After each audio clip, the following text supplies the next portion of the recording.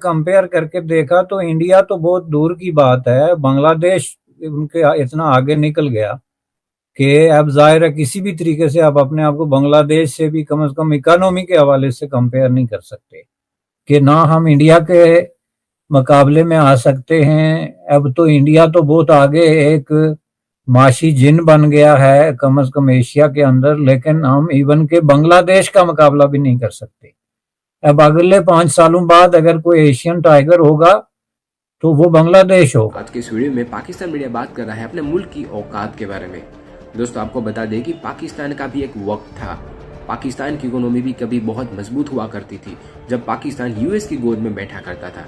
US की वजह से पूरी दुनिया के साथ पाकिस्तान के रिश्ते भी थोड़े बहुत अच्छे हुआ करते थे, पर पाकिस्तान को अपनी ही कट्टर सोच ने उसे बर्बाद कर दिया। आतंकवाद को पालने के चक्कर में पाकिस्तान ने भारत के साथ अपने रिश्ते खराब कर लिए और साथ ही में अपनी इकोनॉमी और पूरी दुनिया के साथ भी अपने रिश्ते खराब कर लिए। दोस्तों कट्टर सोच के मामले में पाकिस्तान से आजाद हुआ बांग्लादेश भी कुछ खास पीछे नहीं है, पर फिर भी बांग्लादेश पर ये कट्टर सोच इतनी हावी नहीं हुई जितनी की पाकिस्तान पर हावी हुई, जिसकी वजह से बांग्लादेश का पाकिस्तान से तो ज्यादा तरक्की कर ही पाया।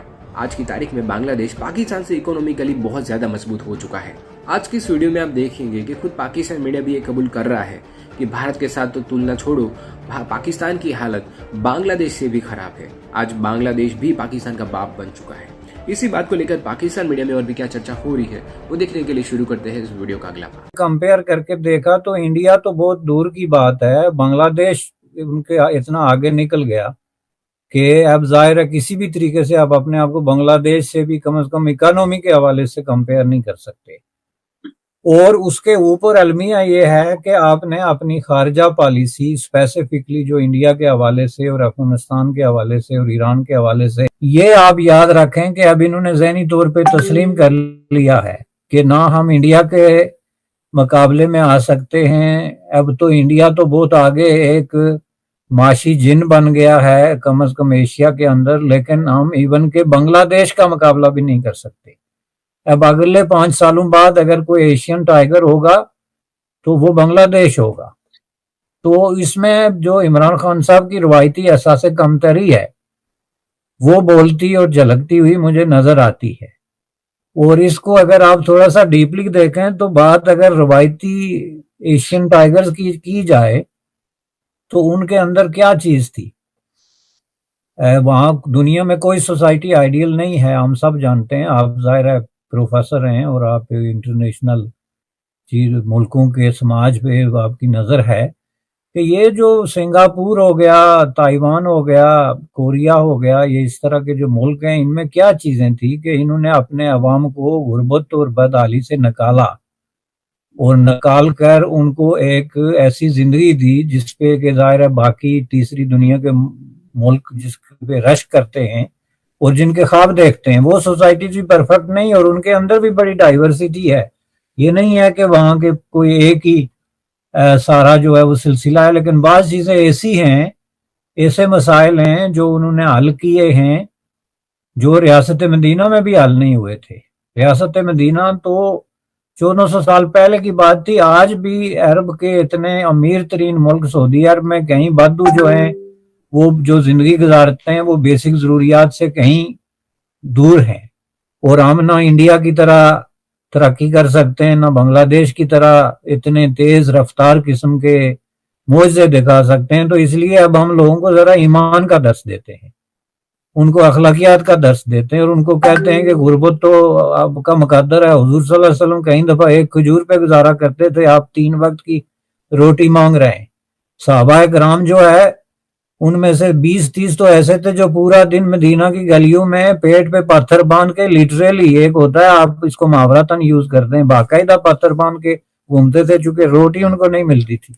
अब आप उस तरह का पाकिस्तान बनाना चाहते हैं तो उसका फिर जाहिर है कि ये एक इलेक्शन स्टंट है और ये जो है बड़ी बदकिस्मती की बात है। मैंने बाहर आके कहा कि पाकिस्तान के लोगों के साथ जो एक फरेब मसलसल का अमल है, हमें नहीं जरूरत सिंगापुर या इंडिया या बांग्लादेश बनने की, हमें जरूरत है पीछे जाने की। और पीछे जाके तो हम वो जो एक लाइफस्टाइल है उसको आप अपनाएं, यानी तकाजे ना करें। गुर्बत after all is not a bad thing, this is the message. ये मैं आपको बता दूं जिसकी बुनियाद पे انہوں نے یہ ملک پہ اقدار لیا تھا کہ میں غریبوں کو اوپر اٹھا دوں گا. اب ان کو یہ دس دیں گے کہ اب نیچے ہی بیٹھے رہیں, ذرا پھر پیچھے دیکھیں کہ کیسے لوگ نیچے بیٹھتے ہیں. میرا تو خیال یہ ہے. بالکل ٹھیک ہے سر. سر میرے ذہن میں یہ سوال پیدا ہوتا ہے کہ کیا یہ جو ہمارے لوگ سیاستدان ہیں ان کا جو ایوولوشن ہوتا ہے یا جو سوچ کا یا ان کی جو اقدار کا جو ایوولوشن ہے وہ کیسے ہونا چاہیے؟ مثال کے طور پہ ایک وقت تھا کہ نواز شریف صاحب اسامہ بن لادن کو سپورٹ کرتے رہے, اور ایک وقت تھا کہ وہ اس وقت جہاد اور ان چیزوں کو وہ سپورٹ کرتے رہے, اور ایک وقت تھا ماضی میں کہ اس وقت طالبان اور اسامہ بن لادن جو تھا اس کو کہا جاتا ہے کہ شاید نواز شریف صاحب نے کو پیسے دیے اسامہ بن لادن نے کہ بینظیر کی حکومت گراؤ کیونکہ وہ سیکولر ہے. اور پھر میں نے وہ وقت بھی دیکھا نواز شریف صاحب کے منہ سے سنتے ہوئے کہ انہوں نے کہا پاکستان ایک لبرل ڈیموکریٹک سٹیٹ بنے گا. ان کی سٹیٹمنٹس آئیں باقاعدہ. اسی طرح عمران خان صاحب نے سیاست کا آغاز کیا تو بات کر دی کہ جی میں ڈیموکریسی, مغرب کی ڈیموکریسی جمہوریت کو جانتا ہوں, اور مجھ سے زیادہ بہتر کوئی مغرب کو نہیں جانتا, اور یہ ملک جو ہے آپ ایون کہ اگر اپنی پارٹی کے اندر جو پولیٹیکل پارٹی بنائی تو پھر انٹرا پارٹی ڈیموکریسی کی بات کی اور پتہ نہیں کیا کیا, اور اینڈ اپ ہو رہے ہیں ایک مولوی کے طور پہ وہ.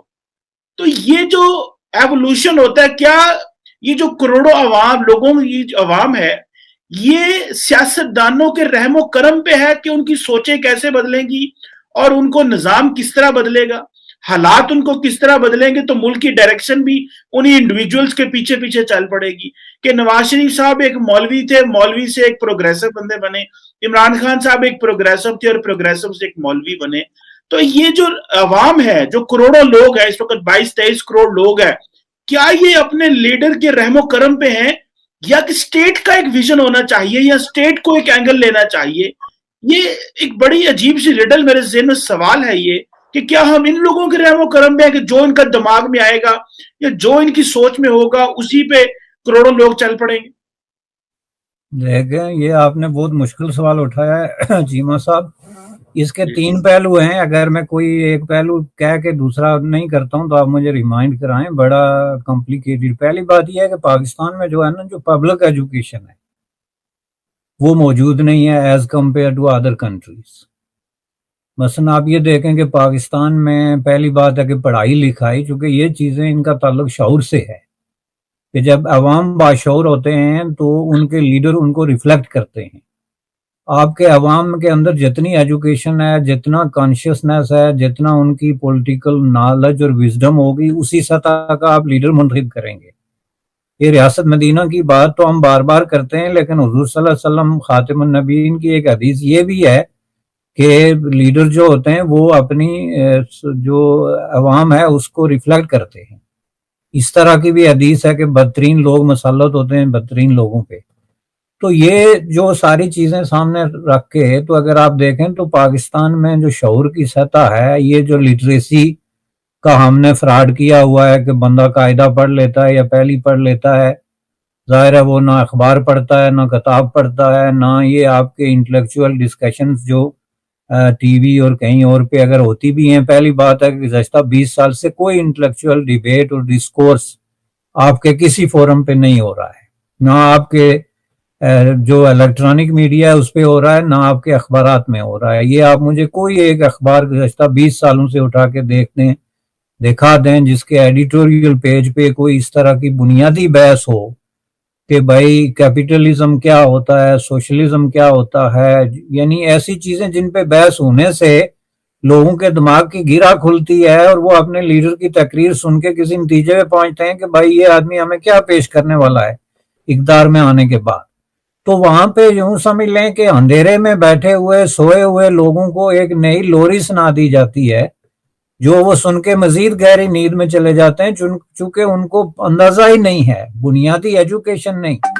اب میں نے آپ کو اخبارات بتایا, ٹیلی ویژن, الیکٹرانک میڈیا, اس کے بعد آپ ملک میں لائبریریاں دیکھ لیں کتنی ہیں, عوام کی ان تک کیا ایکسیس ہے, فورمز کتنے ہیں, نان گورنمنٹل آرگنائزیشنز کتنی ہیں, تھنکرز فورمز, تھنک ٹینکس, یہ ساری چیزیں ذرا ڈیٹا آپ اس کا جمع کریں تو آپ دیکھیں گے کہ پبلک کا کسی قسم کی نیریٹو ڈسکورس کی فارمیشن اور اس کی عمل کے دوران ان کا نہ کوئی کنٹریبیوشن ہے نہ ان کے پاس کوئی انفارمیشن ہے، لہٰذا وہ پولیٹیکلی ٹوٹلی الٹریٹ ہیں. بے شک وہ لٹریسی ریٹ آپ کا 60 ہو یا 50 ہو، لیکن وہ بھی لو ہے.